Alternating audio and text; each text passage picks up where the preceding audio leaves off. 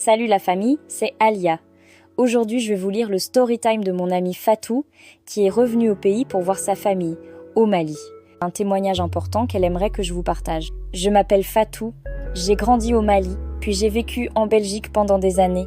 Quand j'ai décidé de rentrer cet automne, je m'attendais à retrouver la famille, les odeurs, les marchés, et pas un pays comme sur un fil. Dès l'arrivée à l'aéroport de Bamako, l'ambiance était tendue. Les stations-service étaient vides et les files pour avoir de l'essence faisaient plusieurs rues. On m'a dit que les ravitaillements étaient irréguliers ces dernières semaines. Dans les commerces, les rayons manquaient de produits basiques. Le vendeur m'a expliqué que les livraisons étaient parfois bloquées par l'insécurité sur les routes. Pour rejoindre ma famille à Koutiala, dans la région de Sikasso, j'ai pris un taxi partagé. Les règles non écrites du voyage étaient déjà appliquées. Surtout ne pas attirer l'attention. Les femmes, surtout quand elles voyagent seules, se couvrent davantage. Foulard, voile et tenue discrète. C'est pas toujours une question religieuse stricte, m'a dit ma cousine.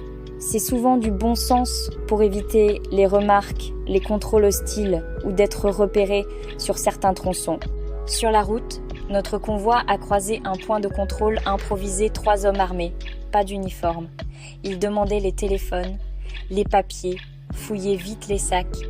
On était nerveux, mais le chauffeur a gardé son calme, a baissé la vitre, a parlé doucement. On va à Koutiala, simple voyageur. Ils ont laissé passer le premier véhicule.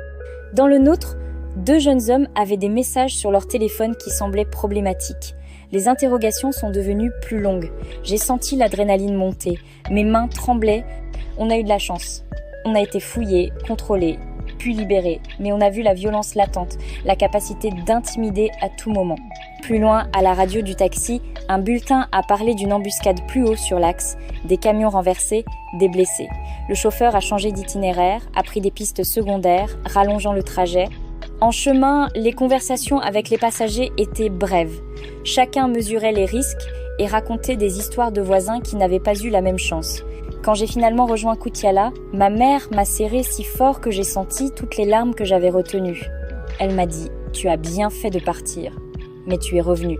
On doit se protéger, organiser nos déplacements, rester soudés. » Ce retour m'a appris que la vie au Mali aujourd'hui, pour beaucoup, c'est jongler entre routine et précaution. Fermer les volets tôt, éviter les trajets nocturnes, vérifier avant de partir si un axe est sûr. Mais la vigilance est devenue une habitude. Voilà, merci d'avoir écouté l'histoire de mon amie Fatou. Elle espère tout comme moi qu'elle aura retenu ton attention et que tu n'hésiteras pas à la partager pour que tout le monde prenne conscience de ce qui se passe là-bas. C'était ton IA préféré. Merci.